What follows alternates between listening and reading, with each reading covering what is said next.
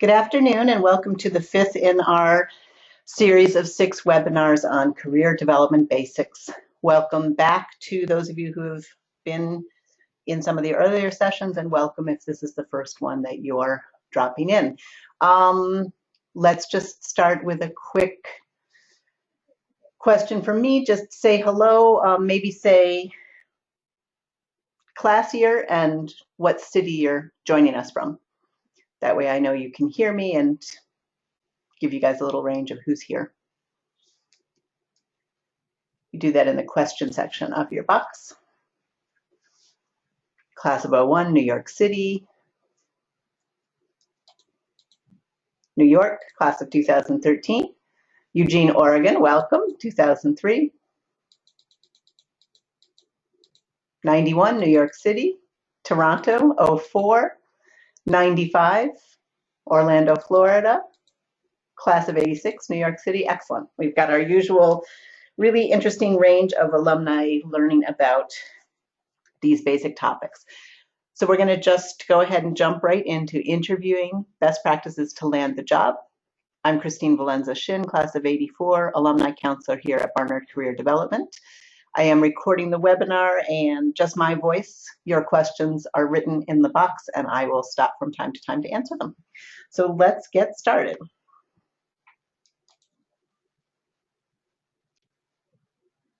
Today we are looking at interviewing and we're going to look at 2 things: strategies for success. We'll spend more of the time on that, but I will set aside some time to also talk about interviewing tips and etiquette, best practices, current things that might have changed since last time you interviewed for a job. So when we talk about strategy, I use the numbers to describe it: 2, 3, and 5. What does this mean? It means that looking at the 2 fundamental questions any potential employer is trying to answer during an interview.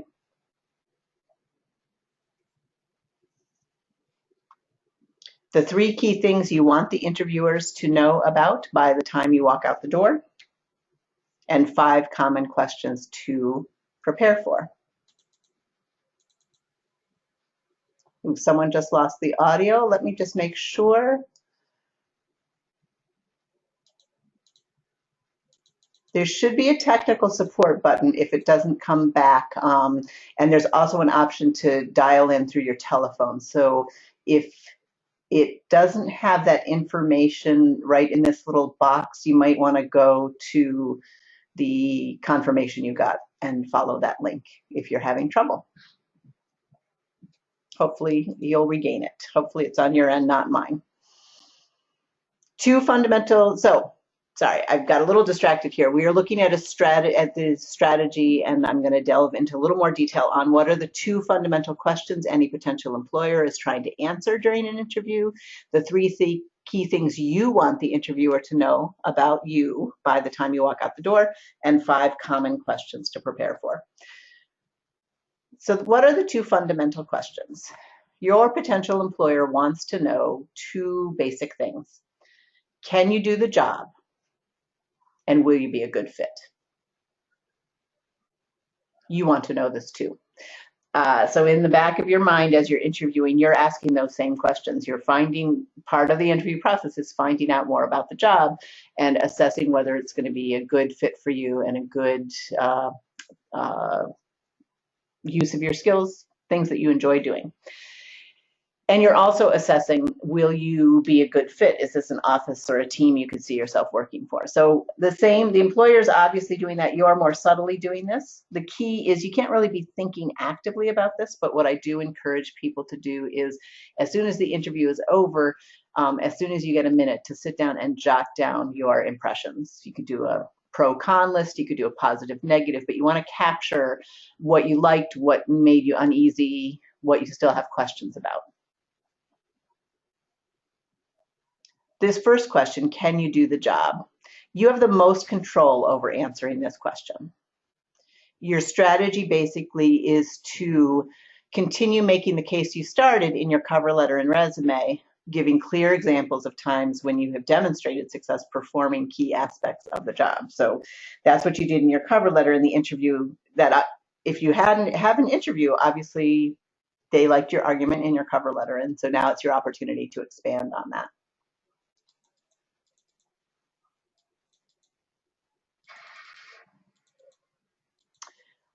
So Brooke still can't hear my voice. Is it just me or affecting everyone? I'm not getting any other messages, so I'm assuming it's just you. If anybody else is having audio trouble, let me know.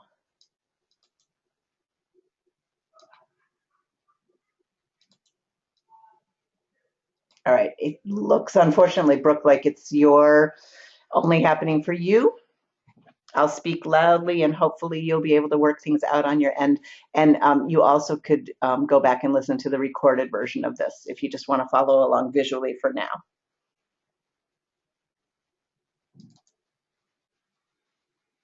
Another part of this is storytelling. Being able to provide concrete examples in the form of a story is more memorable and convincing. It doesn't have to be a long story, but if you can tell it in a more narrative, conversational way. Will you be a good fit? The second key question. You have somewhat less control over the outcome to this question. It's just more subjective. But your strategy is to present your best self. And if they assess you as being a good fit, that's great. And if not, at least you know you did your best. What is your best self? Confident, comfortable, enthusiastic, articulate. It's your best self. So confidence could be a quiet confidence. It could be a more assertive confidence. It really depends on your personality. Same thing as comfortable. Everyone's going to be a little nervous in an interview situation, but you want to minimize the appearance of nervousness as much as possible. Enthusiastic. Some of you are naturally bubbly and highly articulate. Others of you are quiet. I'm not recommending that you not be yourself, but you want to be your best self. So you want to be engaged. You want to try and present these qualities in a way that makes sense to you. So that's two fundamental questions. Now we're moving on to the 3 things about you. And this is probably when I meet with people to prepare for interviews, this is where we start, is the 3 things about you.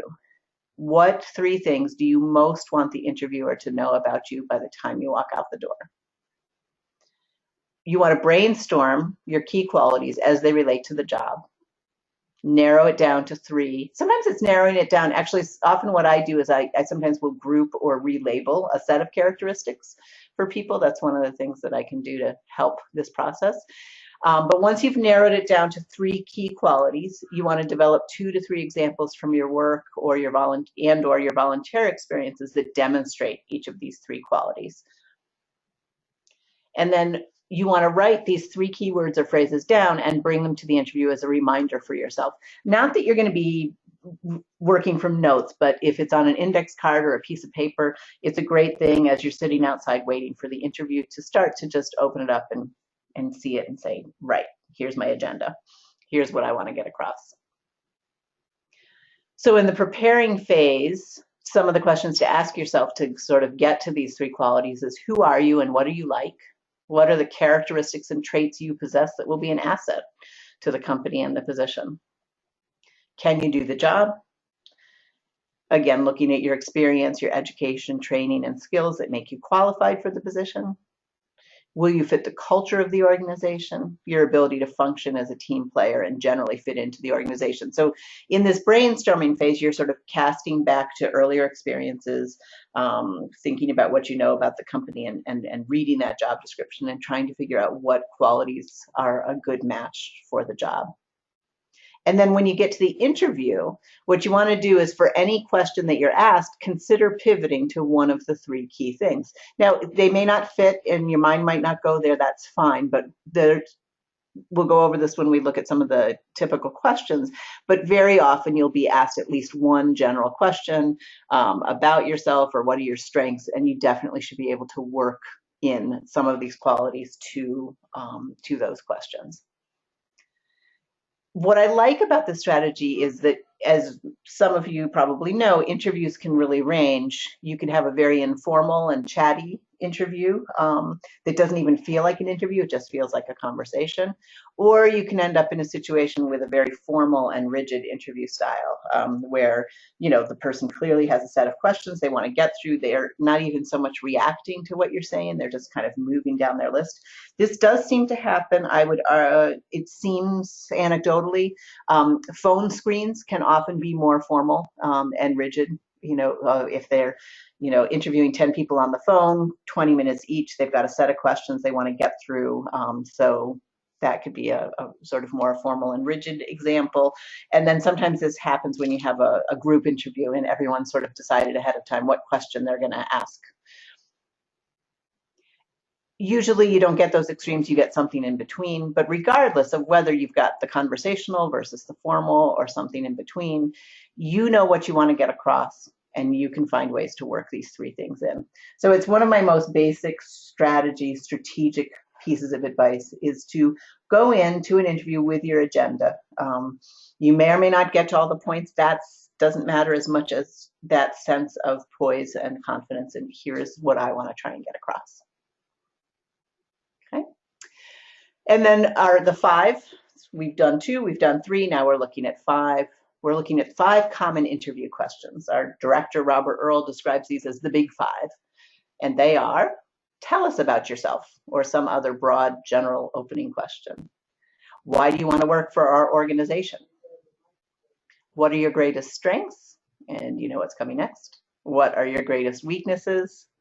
And finally, tell us about a time when, and then they fill in the blank with something specific. You may or may not get all 5 of these. I would guess that almost every interview has at least one of these, although some companies are mavericks and do things differently. But even if you don't get these exact questions, you get variations or you get completely different ones. If you've prepared for these 5 common interview questions, you should be able to answer most of what comes your way.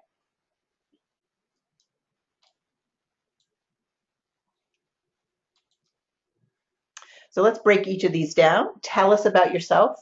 In other words, what are they really asking?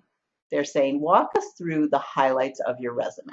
So this is an invitation basically to tell them about your work history, not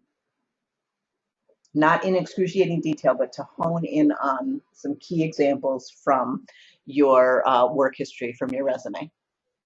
So when you get this question, you do want to highlight recent and relevant work history and activities. They don't have to be recent and relevant. So it's possible you'd be interviewing for something where a position you had a while back is the most relevant. So you might want to focus on that. I wouldn't focus on that exclusively. You do want to talk about some of what you've done more recently, but that's what you're looking for, is you want to hone in on those things that are a good match. And this is a great opportunity to use 1 or 2 of your 3, or maybe even all 3 of your key points as a focus. So tell us about yourself. If one of the key things you've written down, for instance, is that you are a problem solver, that's a great way to answer this question. Tell us about yourself. Well, I'm a problem solver. And I've always, and then you transition into talking about some specific places where you've been a problem solver, particular examples of how that skill and ability came into play. You don't go through your whole resume or life story. So when they say, tell us about yourself, it can be a little ambiguous. It sounds like, oh, well, who are you? And you definitely could give some biographical information, but you absolutely don't want to go back to, I was born and then this and then that. You want to stick to highlights here. And remember, you don't have to anticipate everything they could possibly know. You could give the basic gist of your answer to this, and then they will ask follow-up questions about things that they are interested in. And then you'll get a chance to go into further detail. And don't feel bound to follow a chronological or even a reverse chronological order.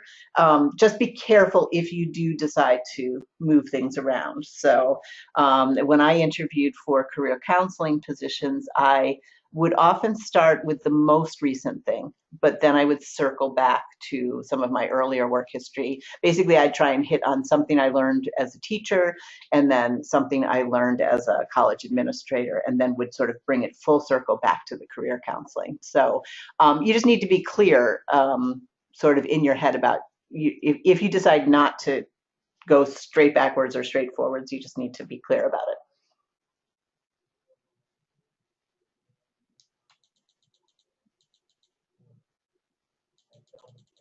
How long should your answer be to tell? Oh, excellent. How long should your answer to tell me about yourself last? I would say 2 to 3 minutes. Um, you want to give them an overview of your key qualities, your key work experiences, and give a little bit of information about each one, but not go into great detail. In other words, tell the examples, make your point, and then stop talking, and then let them ask follow-up questions. So 2 to 3 minutes, I think, is a good thing to aim for. All right, so second typical question, why do you want to work for our organization? Or, there could be variations on this.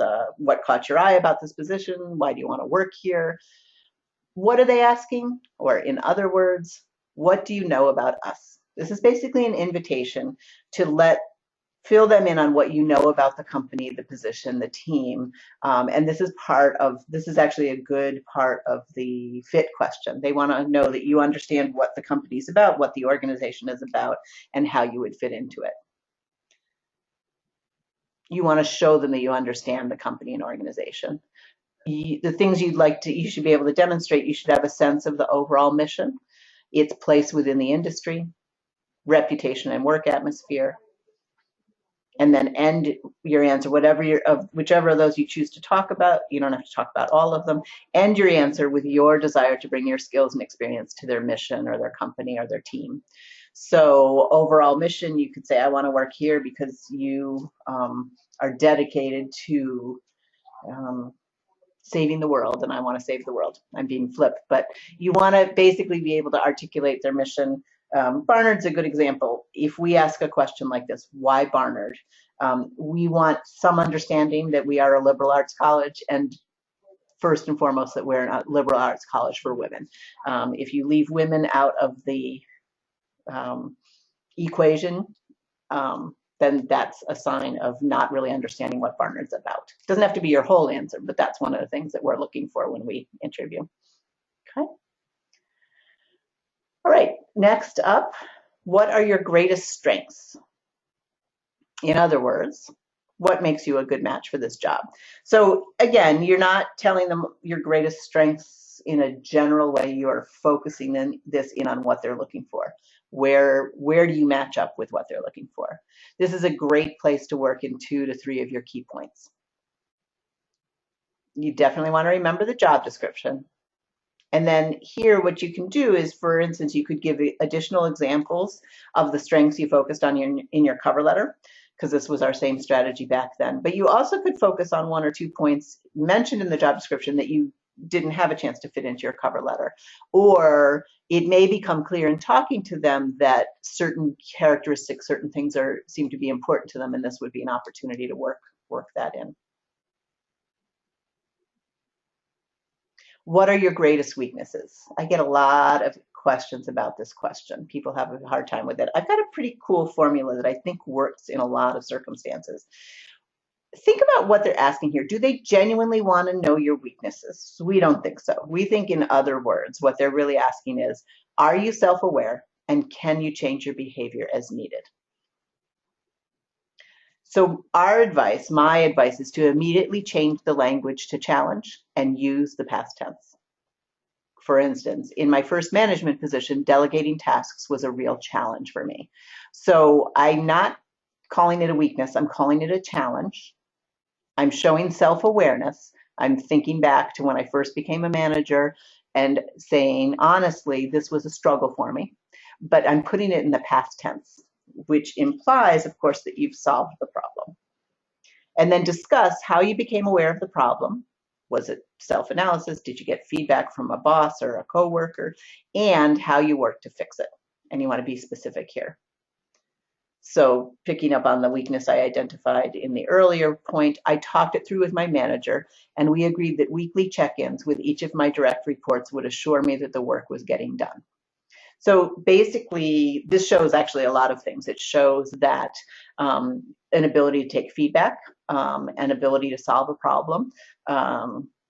Basically recognizing that delegating can be difficult. It often stems from a sense of control and perfectionism. And if you have, if you've set up something, you've set up some sort of system, a weekly check-in, now you know that there's a regular way you're going to be checking in, and hopefully you will become more comfortable in delegating. So you're telling actually a nice story about yourself, that you became aware of this limitation and then you worked specifically to fix it.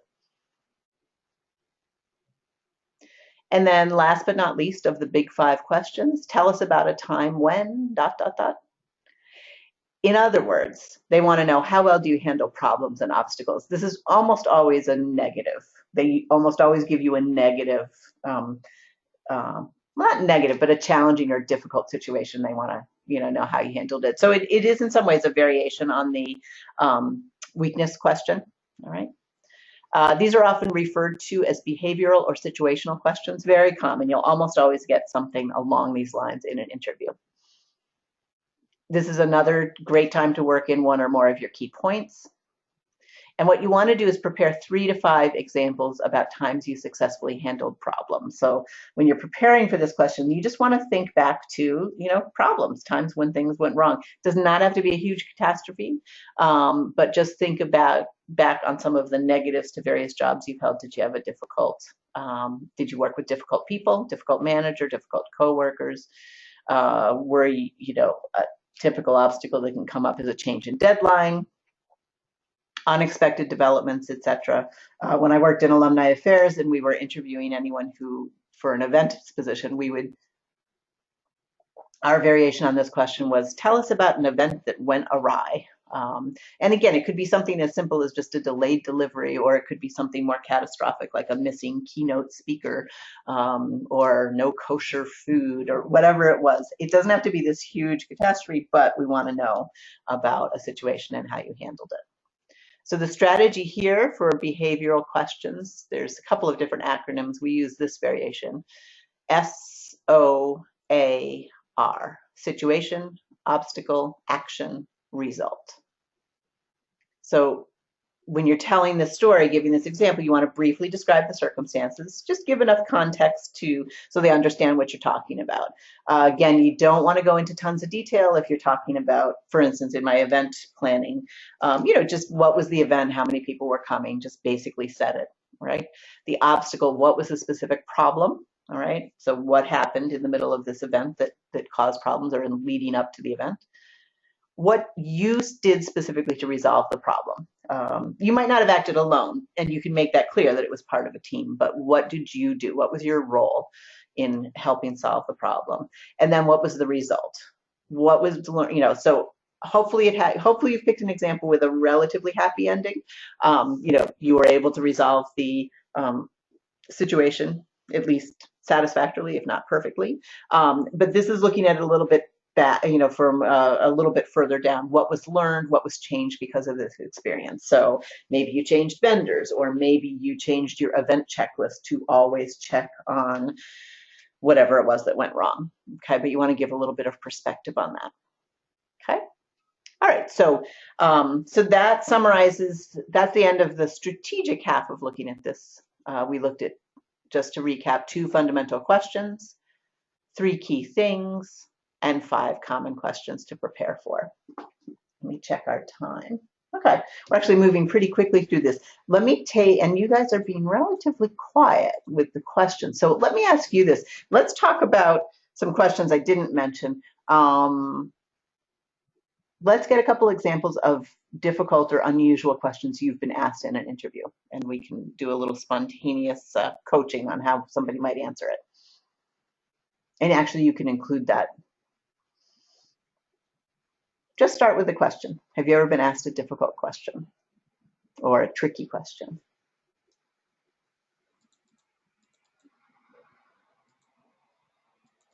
I was asked, if I came over to your house for dinner, what would you cook for me?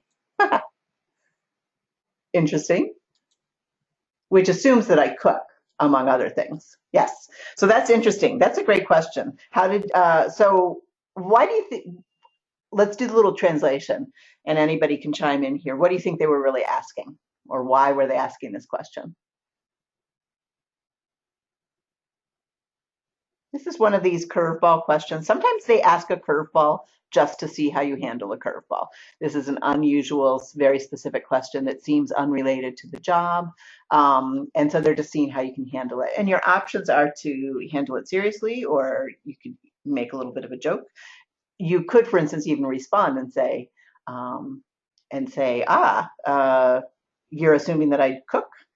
And then they could say, oh, that could catch them a little. And you could say, well, as a matter of fact, I don't cook, but I would order in. And then you could talk about, your favorite food or something like that. If you do cook, I would just answer the question straightforward and say, well, my go-to meal when I'm having people over is this. This is how I adapt it for my vegetarian friends, and this is what I do if everybody loves bacon or whatever. I do think these sort of wacky questions or oddball questions are an invitation to show a little bit of personality, a little bit of sense of humor. Right. Let's get some other. Why is a person with your experience level / maturity interested in this position? Interesting. What do you think they're really asking there? Could be a little age discrimination. I'm not sure. This is from Olga. I don't know how old you are, but this could be a veiled way of, well, there's sort of two things. They could feel you're overqualified and they want to understand. They're probably concerned that you're going to be bored or that you're going to leave after 6 months.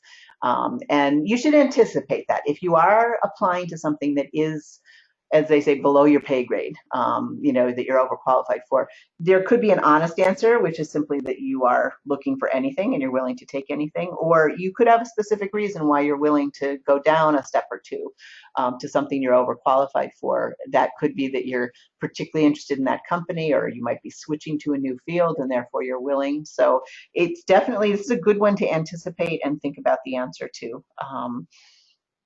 I would, again, you want it.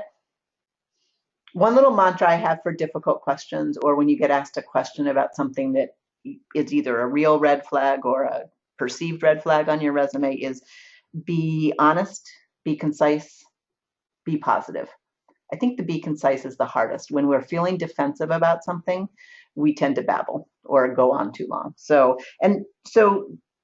how does that mantra work? Be honest. This does not mean tell the whole truth, but you need to tell part of the truth that genuinely is the truth. I'm really good at helping you come up with that. What I often do when people ask me this in the office is I'll say, well, tell me the actual truth. Let's get the whole story out. And then we work together to figure out the part of it that makes sense. And then you want to be succinct. So so you could, for instance, say, well, I can see why you would ask that. And in some ways, I am overqualified for some aspects of this job. However, what I'm most interested in is this aspect of it. And then you move to the positive, and actually you've been sort of positive all the way through. So you want to try and pivot to not so much dwelling on you and your past experience. You want to pivot to you working for this company, working for this organization, doing this job, and why that excites you.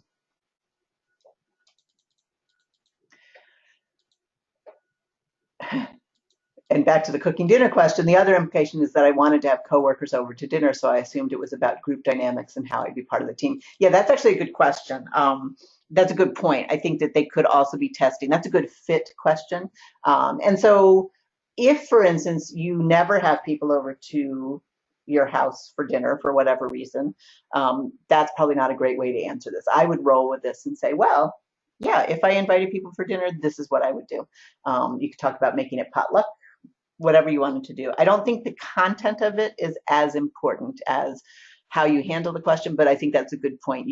This is definitely one where you probably don't want to be 100% honest if for some reason you would hate having your coworkers over. So, and it doesn't mean you have to take the job, and it doesn't mean you have to invite them to dinner. That's an important thing to remember, is that it's an interview. It's a bit of a performance. You want to tell them to a certain extent what they want to hear, while still being, yourself. How do you handle a difficult coworker? That's a good question. Coworker Yeah, so that's a good question. It's a typical situational question. And everybody, you should have a couple of these as you prepare for interviews. It's a great thing to prepare is to think about those difficult coworkers. Try and eliminate from the list the totally crazy, really awful coworkers if you have any of those in the past, because you don't want to go negative here. You want to go more towards a mismatch. Someone whose style was different from yours. Maybe you're super organized and they're not. Maybe they are super organized and you aren't. You sort of want to set that contrast up just and not be critical. It's just her style was this or his style was that. My style was this. It was difficult to work together on this project. And you definitely want to focus on the problem solving part of this. Don't dwell too much on what the difficulty was, but how did you handle this? Right? Um, the question, how did you handle a difficult manager, is even trickier because, of course, you're being interviewed potentially by your new manager. So this one, you have to be very, very selective in what you say. It's another good one to change the words on. So instead of saying difficult, you could say, might not be true, but you could say, I haven't really had a manager I would call difficult. When I first took job X, there was definitely an adjustment period, and then you could again talk about your differences in style, or you could say, this particular organization was much more collaborative than I was used to. That took some adjusting to, and I worked closely with my manager too. So again, you want to pick an example. I think the key to anytime you're asked about negatives or difficulties, you want to pick examples of things that you worked through, that you genuinely worked through, and sort of made some adjustments to try and make it go better. Doesn't have to be perfect, but you can say, so yeah, my manager and I continued sometimes to, misunderstand each other, but overall, great working relationship. If you say you're willing to take anything, then can this be held against you? Yeah, I wouldn't say that, because your message really needs to be, I'm really good at this and I have experience in this and I want to bring it to this team. I want to bring it to this company. You want that positive thing. You don't want that. Saying you're willing to do anything it can imply desperation. It also can imply sort of a lack of understanding of what role is a good fit for you.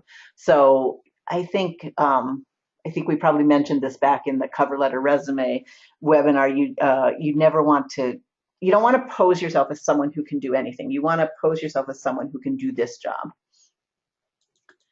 If you are actively seeking work, how many jobs should be submitting on a weekly basis as a metric that you are fully engaged in the process? Other metrics to track progress. That's a good question. I'm going to hang on to that one for a minute. Okay. Remind me if I don't get back to that at the end. That was from Virginia. I want to think about that one for a minute. Oh, applications. If you were let go from your job because it was not a good fit, how do you share this at an interview? That's great. I had Monique. She and I discussed this one-on-one. As we discussed yesterday, and I think this would be helpful to the group.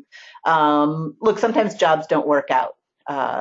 Difficult boss, mismatch skill set, etc. If someone asks you why you left a job, you can actually say that. It wasn't a great fit. And so after a period of time, we parted ways. So you can be sort of vague about it. You may get a follow-up question, and then you need to have an explanation. Well, what does that mean it wasn't a good fit? And so it could, again, be, and this happens, you were hired for one thing, and by the time you start, the job description had changed.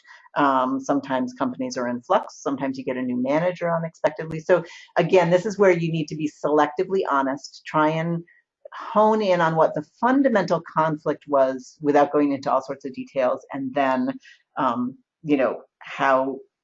you then made the decision to move on. Maybe someone made the decision for you, and you were laid off or fired or requested to resign.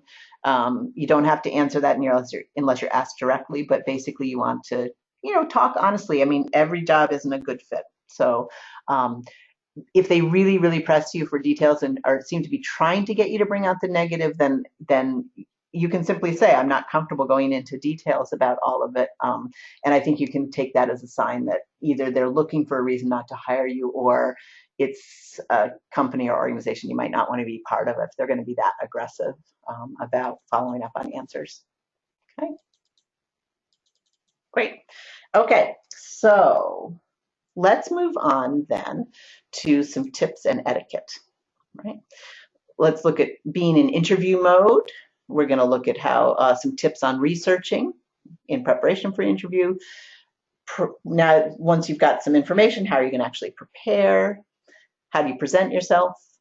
And what do you do to follow up? Interview mode.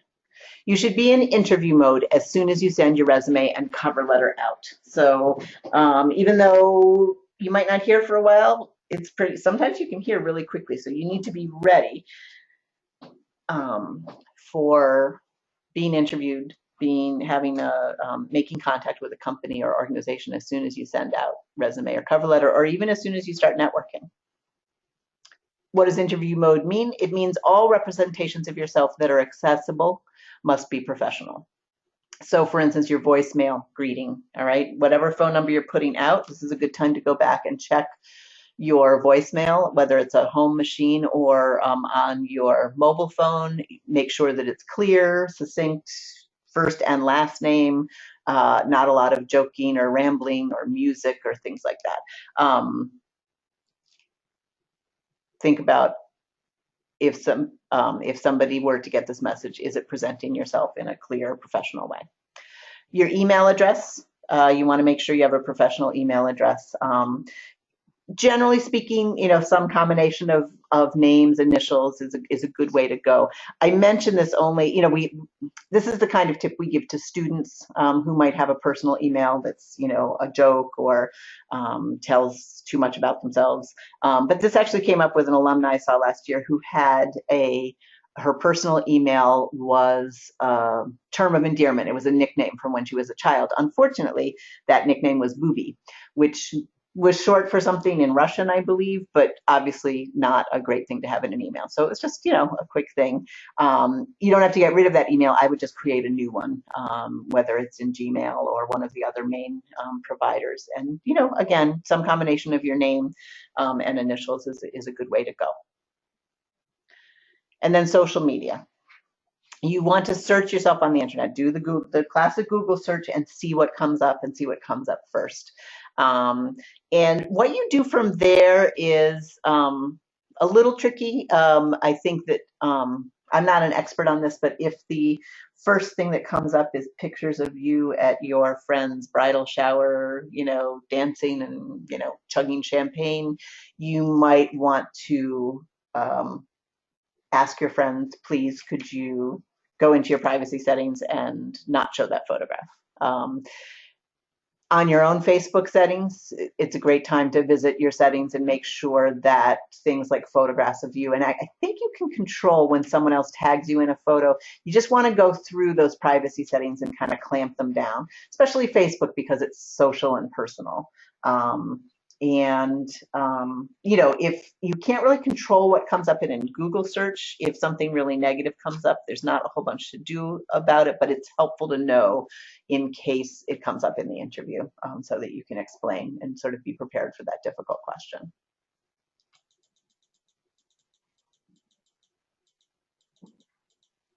Okay. I'm getting some good questions, but I think I'm going to go ahead and go through the tips and etiquettes and then do questions at the end. Okay, some research tips. You want to find out about the company. You definitely want to have a knowledge. You don't have to know everything about them that's ever happened, but a general sense of their history, their specialties, their areas of service, and what makes them unique. You can find out about that. Always start with the company website. Of course, that's their face to the world. It's going to be positive. It's going to have a certain PR sheen to it, probably. You can also look at their profile on LinkedIn. There's a website called glassdoor.com, which as its name applies, tries to share inside information about companies. There's reviews, there's salary questions, salary information, there's interview questions, as well as just general company profiles. And then Definitely Google the company, see if there's been any media coverage, changes in leadership. They just won a huge contract. They're going to court. It's good to know about these things for yourself and to show your knowledge in the interview. And you definitely want to research the position. Go back to that job description. I keep saying that. And then it's also helpful to review the job standard description on ONET. We talked about ONET. It's a Department of Labor website, and they profile job titles and give sort of general information. So it's helpful to sort of have that larger context. Okay. Some more research tips. You also should research interviewers and the format of your interview. There's no reason why you can't be prepared for that. And it's fine to ask if HR or somebody from the department or organization calls you to set up the interview, you can say, will I be meeting one person? Will I be meeting with the team? Is it all at once? Is it going to be a series of interviews? Often they will have shared that with you, but you absolutely can ask. You also can find out who you'll be interviewing with, and you can take a look, see if you can find them on the company's website or on LinkedIn to familiarize yourself with their role and background. Questions. If you want to try and find out what questions are typically asked, glassdoor.com is a good source. It's a crowdsourcing site, so basically anyone who's had an interview anywhere is invited or welcome to share. And it can get very specific. Or it may be difficult to find the specific company or organization. But even if it doesn't come up, you could enter the industry or the firm type or even the title and the location, New York, Los Angeles, wherever it is you're interviewing, and get some general information. A little bit of knowledge is better than nothing. Okay? And it is, I throw this out as a career counselor. I throw this out from time to time on my Facebook feed. I'll say, tell me about the craziest question you've been asked in an interview, because it helps me think, how can I advise people to answer these? And then if I'm doing a mock interview with somebody, sometimes I'll throw one of these wacky questions in, difficult or sort of curveball questions. Some preparation tips. You want to choose what you're going to wear in advance, and making sure it both looks and feels good. We want to go in nice clothes, but if they make us feel pinched, or if they're too loose and frumpy, like, you want to feel comfortable. You want to be interviewing in something you feel good in. So, and then in terms of what to wear, the general rule of thumb is to dress a step above the everyday norm for the company or organization or industry. So you may be able to tell from the company's description, from their website, that it's a casual work atmosphere. They may even say, this is a casual wear, casual Friday is every day. You don't, in that situation, for instance, you don't necessarily want to go in your three-piece suit or your skirt, type of thing. You don't want to look like you're interviewing at a bank, but on the other hand, you don't want to go in necessarily in the lowest common denominator either. So you sort of shoot for one level up. Basically, you're showing that I recognize that this is a casual workplace, but I've put a little effort into how I'm looking. You want to bring a Padfolio with you or a nice folder. And inside that Padfolio for them, you're going to have copies of your resume and references on resume quality paper, which is expensive. Resume quality paper. If you're in the area, we've got free paper here for you and you can print things out here at the office. But for those of you not in the area, that's not a big help. But I just gave some resume paper to one of my neighbors' children who is going to she's not a child, she's an adult, but she's their child. So I have a ream of it at home that I spent however much money on a couple years ago, but I'm not actively seeking a job or printing out resumes, so I just gave her like 10 pages of it. So you could ask around. And then for you want to jot down your 3 key attributes, all right? And questions that you're planning to ask the interviewer. It's always good to have planned a few of those in advance. Some more preparation tips.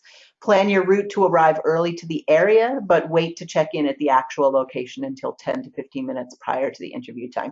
It can really throw the company or organization off if you show up too early. So too early is it's not as big a problem as being late, but it can be, just kind of irritating. So basically get to the area, and then if we're talking suburbs, you can sit in your car for a while. If we're talking in the city, you can wait at a nearby Starbucks or something. So, so you definitely want to plan your time so that you're not frazzled and coming in close to or late, but don't check in too early either.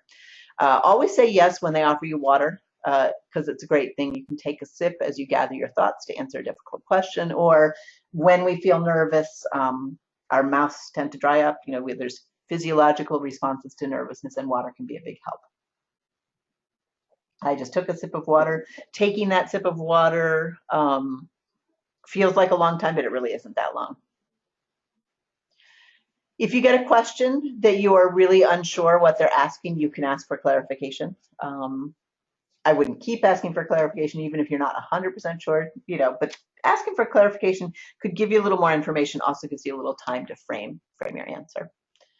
And just a few more presentation tips. You always want, regardless of what field you're in, you always want to present in the interview as eager, energetic, interested. Okay, so this goes back to our presenting your best self. If you're a generally low-key, calm kind of person, you need to perk it up a little, all right?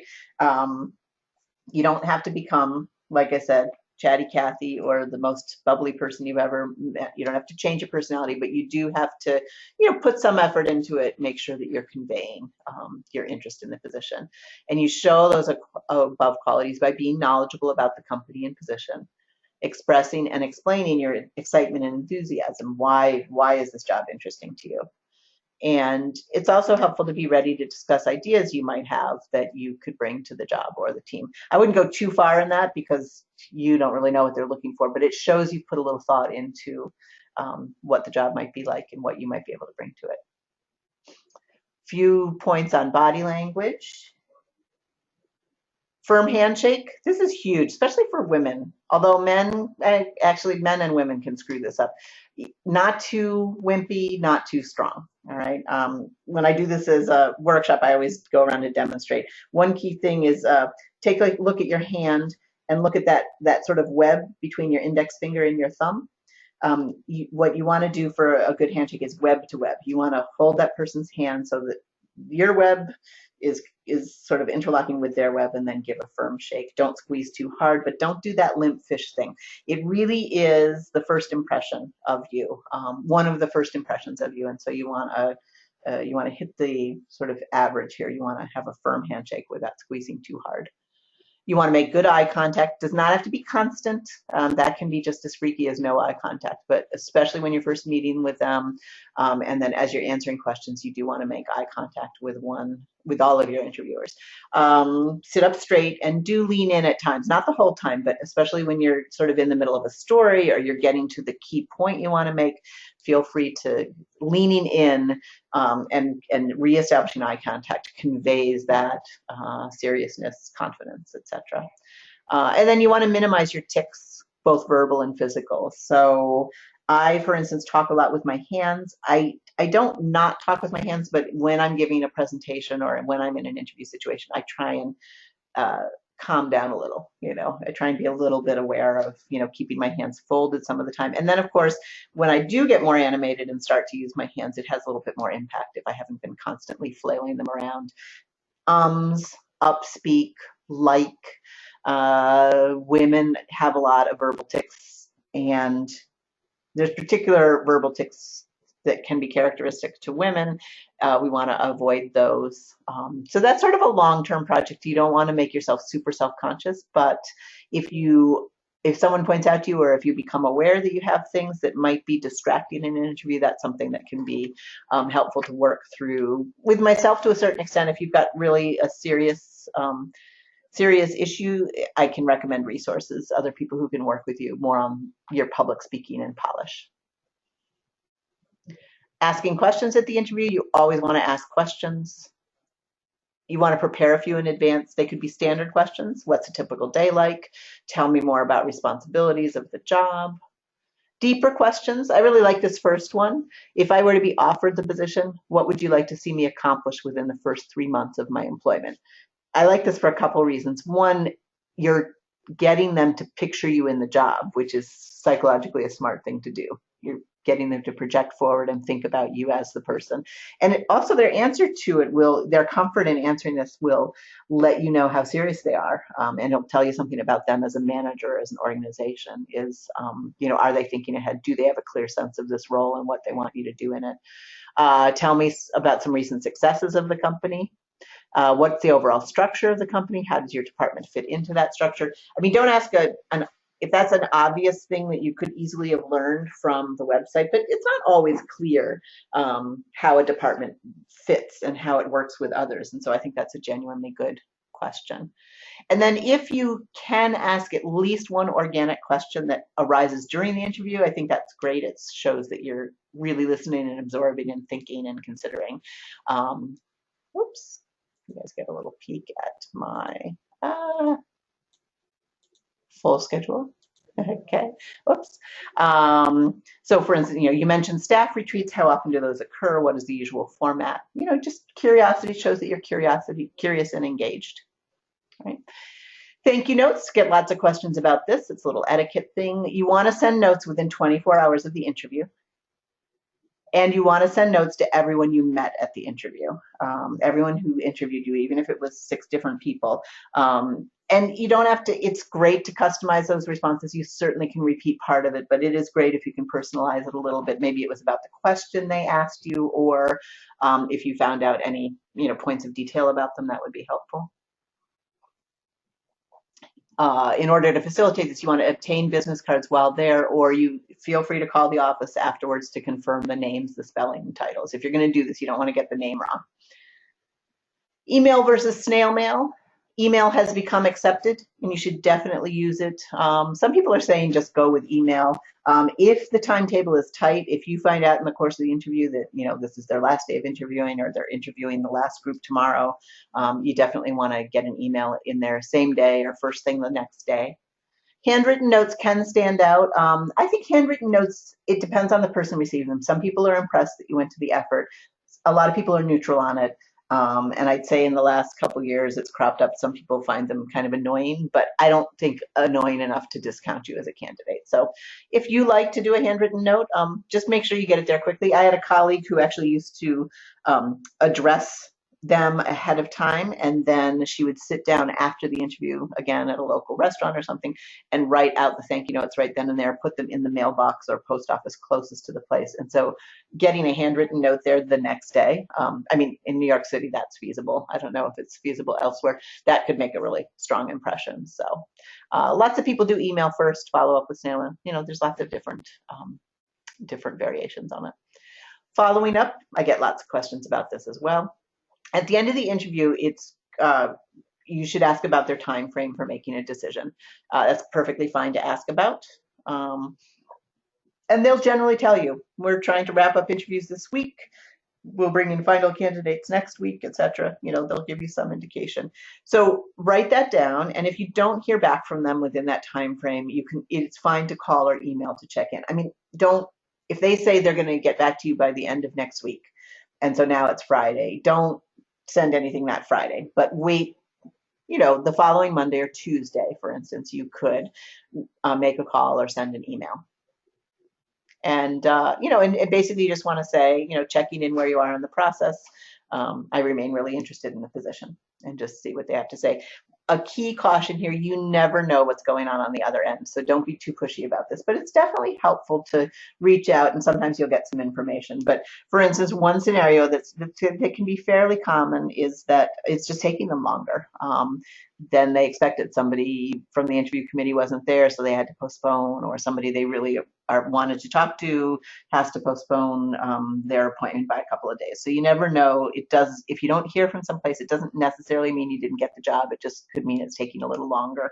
And then I think one of the key pieces of limbo people can find them in is, let's say you're one of the final candidates for the job and they have a number one choice. And while they're working with that number one choice to get them hired, they do not want to tell you no, but they don't want to tell you maybe either. So that's when very often companies go quiet. And a lot of times it falls through that number one choice. They might be asking for too much money, or that number one choice might have another option. That can take time. And so if it doesn't work out with the they might fail their background check. If the number one choice doesn't come through, then you're their number two choice. And so now all of a sudden you might hear from them even after you might have given up hope. So on the other hand, the etiquette on the business side has gotten really bad. And a lot of times, even when you've been to an in-person interview, you will not hear back. So again, you can reach out if it's been a while and say you're checking in and you'd love to hear either way. Okay. Some additional resources. We've got some tip sheets on interviewing that have more questions, how to end an interview. There's a variety of specific handouts, so you can find that at barnard.edu/CD. It's under the student section. And then you're welcome to do interview preparation with myself or another counselor in the office. Generally brainstorming and refining answers to common interview questions, but we also can do mock interviews, and we have an on-camera option. We can very easily film you and then play it back immediately. This people are often hesitant to do this, but it can be very valuable, and I often will recommend it, not as the first thing, but for instance, if someone comes to me and says, I've been getting a lot of interviews, I haven't been getting any offers, sometimes it can be helpful to do a mock interview and see, is there something you're doing that is, undermining the image you're giving or something like that. Sometimes the camera can pick that up.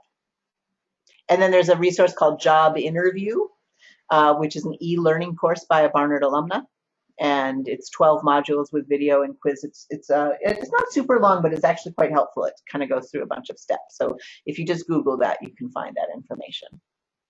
All right. So that wraps up our tips and etiquette considerations, and now I'm going to take some questions. So let me take a look. Okay. All right, so let me get back to the one. How many jobs should be applying on a weekly basis as a metric? I always hesitate to give a number on this. To me, what's more important is the regularity, the routine of doing it than the absolute number. But if you are actively looking for a job, I can't put a number on it. I mean, you could apply for one job a week. You could apply to 10 jobs a week. The key is the quality of that application. Is this a job you're genuinely interested in and could be a good fit for? And when you look at the job description and customize your cover letter, is it being relatively easy to do that, or is it really a stretch? Which is not to say you shouldn't stretch for some things. I just don't want you to apply for things that you're truly not interested in just to get the numbers out there, because I don't think that's an effective use of your time. You definitely want to be applying for things that seem interesting to you, that seem like a good fit for you, and take your time to do that. So, but I'm happy to talk to, there's sort of an individual answer. Sometimes I will prescribe a number to people, especially people who are only applying to one or two things every couple of weeks. Sometimes I'll up that quota and say, okay, you can't come back and see me until you applied for at least, 7 more jobs, or, something like that. Sometimes people need that kick in the pants to apply to more things. So, but there can be a lot of factors. You might not be finding a lot of stuff, and certain fields go in cycles, and sometimes there's not a lot out there, so it varies.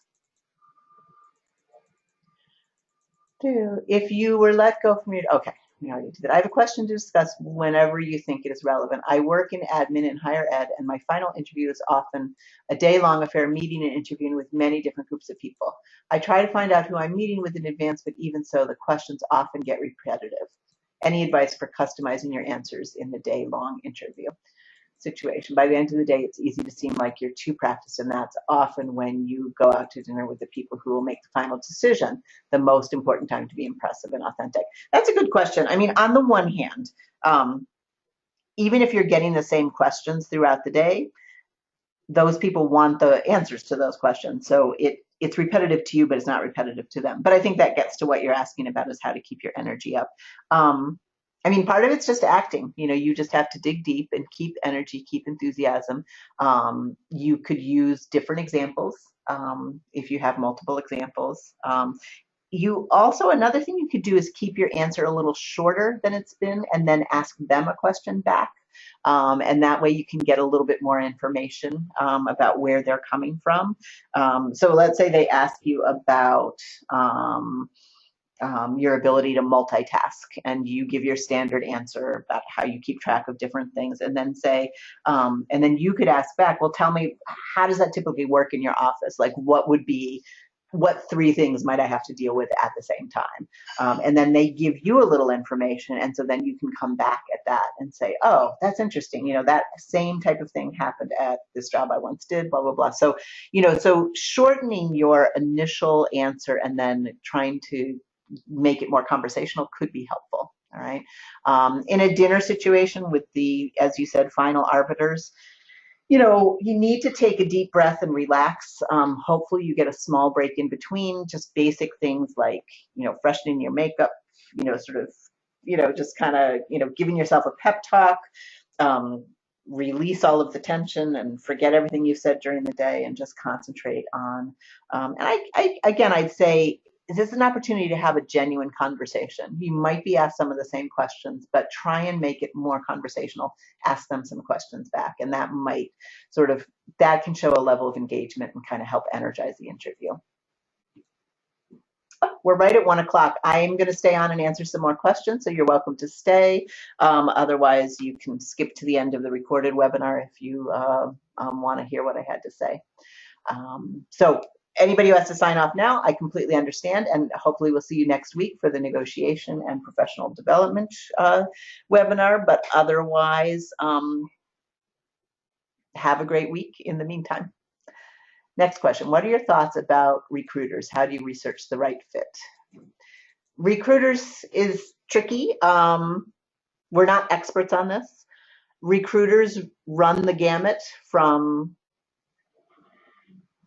great and high-powered and to shady and, only in it to make a quick assessment, quick decision. I think the key thing you have to remember with recruiters, a couple things is, do they work within the company and they recruit into the company, or are they an independent contractor who's, a headhunter or somebody who's been hired to look for people? I think that you just have to remember that they are, regardless of whether they work in-house or as a consultant, they are paid by the company, and their goal is to find people that fit what the organization and company want. To that end, recruiters can be rather brusque, even if they've reached out to you first, and they sometimes tend to think sort of within the box, sort of in black and white, very concrete terms. So they'll take a look at your resume and say, oh, no, this is not a good fit, and they can be sort of dismissive. And so I would say, I guess one of my pieces of advice is to be assertive with recruiters. Don't get thrown by a no or even a somewhat negative vibe, but be persistent. And if you think they hold access to companies and positions and organizations you're interested in, then push back and say, I know it might look like I don't have a lot of project management experience, but if you look closely, you'll see in this position I did this, and in this position I did that. And if they really are giving you a hard time, seem disinterested, then yeah, pick up, move on, talk to another recruiter or headhunter. And the research question, it's hard to. The key thing is a lot of recruiters are approaching people on LinkedIn, and so look at their profile, and then I was at a conference in the fall where there was a panel of recruiters, and some of them said that people will sometimes contact them directly on LinkedIn and ask to connect with them or talk with them further, and that tends to impress. The people on the panel were impressed by that. They were sort of impressed by people who are willing to dig a little and be a little more assertive in making contact. This may be a strange question, but sometimes a person does not want to shake your hand when you reach out to them, and if they do not respond, what do you do? Interesting question. That can come up with, as I understand it, sometimes for religious reasons. I know that some Orthodox Jews, possibly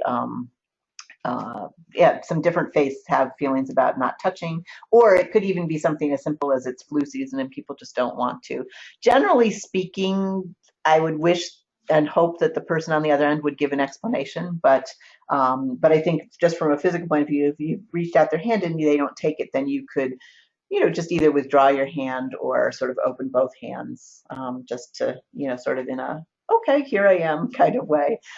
Just try and roll with it, let it go. It's generally not personal. It's usually from either a germaphobe point of view or a religious reason why they don't want to shake hands.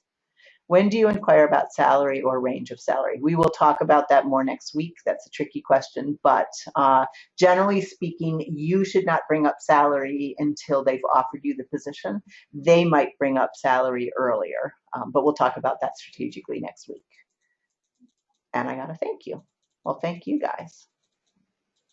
All right, I'm just scrolling back to see if I didn't miss any questions. I think I got them all. Great. All right, I'm going to wrap things up then. Thank you so much for your participation and interest, and I'll see in quotes some of you next week. Take care.